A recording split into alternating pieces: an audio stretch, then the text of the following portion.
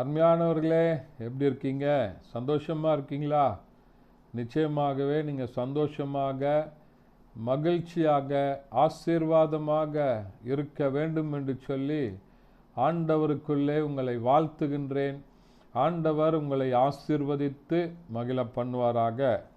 இந்த நாள்லேயும் ஒரு அருமையான கர்த்தருடைய வார்த்தை என்னன்னு சொன்னால், 2 தீமோத்தேயு 1 அதிகாரம் அதனுடைய 7வது வசனம் இப்படியாய் சொல்லுகிறது: தேவன் நமக்கு பயமுள்ள ஆவியை கொடாமல் பலமும் அன்பும் தெளிந்த புத்தியுமுள்ள ஆவியை கொடுத்திருக்கிறார் என்று சொல்லி தீமோத்தேயுவுக்கு பரிசுத்த பவுல் எழுதும்போது எழுதுகிற வார்த்தையை பார்க்கிறோம். ஆண்டவர் நமக்கு கொடுத்திருக்கிற அந்த பரிசுத்த ஆவியானவர் பயமுள்ளவர் அல்ல, பலமும் அன்பும் தெளிந்த புத்தியும் உள்ள ஆவியானவரை நமக்கு கொடுத்திருக்கிறார் என்று சொல்லி பவுல் நிச்சயமாக சொல்லுகிற ஒரு காரியத்தை பார்க்கிறோம். இந்த நாளில் இந்த பரிசுத்த ஆவியானவர் உங்களுக்குள்ள வரும்போது ஒரு பலத்தை தருகிறார். என்ன பலன் சொன்னால், இந்த உலகத்தை, பிசாசை, மாம்சத்தை ஜெயிக்கிற ஆண்டவருடைய பலத்தை உங்களுக்கு தருகிறார். இதெல்லாம் நம்ம சுயமாக செய்யணும், ஜெயிக்க முடியும் அப்படின்னு சொல்லி நினச்சோன்னா நம்மளால் முடியாது. பிசாசை ஜெயிக்கணும்னு நினச்சா அது ஆண்டவருடைய பலத்தோடு கூட தான் முடியும். பரிசுத்த ஆவியானவருடைய பலன் இருந்தால் தான் பிசாசை ஜெயிக்க முடியும்.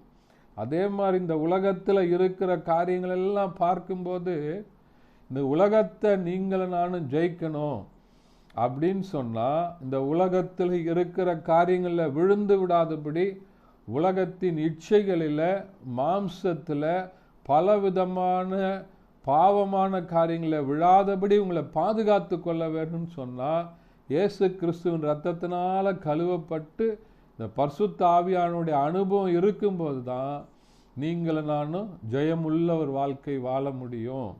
தெளிந்த புத்தி. இந்த உலகத்தில் இந்த பரிசுத்த ஆவியானவர் இல்லை அப்படின்னு சொன்னால், நமக்குள்ளே இல்லை அப்படின்னு சொன்னால், நம்ம பார்க்கிற காரியங்கள் எல்லாம் நம்ம கண் காண்கிற காட்சியில் நம்ம விழுந்து போவோம். ஒரு தெளிவில்லாத காரியம், நன்மை எது, தீமை எது, எது நமக்கு தேவையானது, எது நமக்கு தேவையில்லாதது, எதெல்லாம் நம்முடைய வாழ்க்கையில் நம்மளை கரப்படுத்தி விடும், எதெல்லாம் நம்மளை அடிமைப்படுத்தி விடும் அப்படின்னு சொல்லி ஒரு நல்ல தெளிந்த புத்தியை இந்த பரிசுத்த ஆவியானவர் உங்களுக்கு இந்த நாளில் தருவதற்கு உண்மையுள்ளவராக இருக்கிறார். அதை தான் பரிசுத்த பவுல் தன்னுடைய அனுபவத்தில் சொல்கிறார். ஆவியானவர் பயமுள்ளவர் அல்ல, பலமும் அன்பும் தெளிந்த புத்தியும் உள்ள பரிசுத்த ஆவியானவர். இந்த ஆவியானவரை உங்களுக்குள்ள தக்க வைத்து கொள்ளுங்க. இந்த பரிசுத்த ஆவியானவரை நீங்கள் பெற்றுக்கொள்ளுங்க. ஆவியில் நிறைந்து ஜெபம் பண்ணுங்க. ஆண்டவர் இந்த 3 விதமான ஆசீர்வாதத்தை உங்களுக்கு கொடுத்து உங்களை மகிழ பண்ணுவார். ஜெபிக்கலாமா? பரிசுத்த பிதாவே, உம்மை துதிக்கிறோம், உம்மை ஸ்தோத்தரிக்கிறோம், உம்முடைய நாமத்தை மையப்படுத்துகிறப்பா. இந்த நாளில் கேட்ட வசனத்தின்படி தேவன் எங்களுக்கு பயமுள்ள ஆவியை கொடுக்கலப்பா.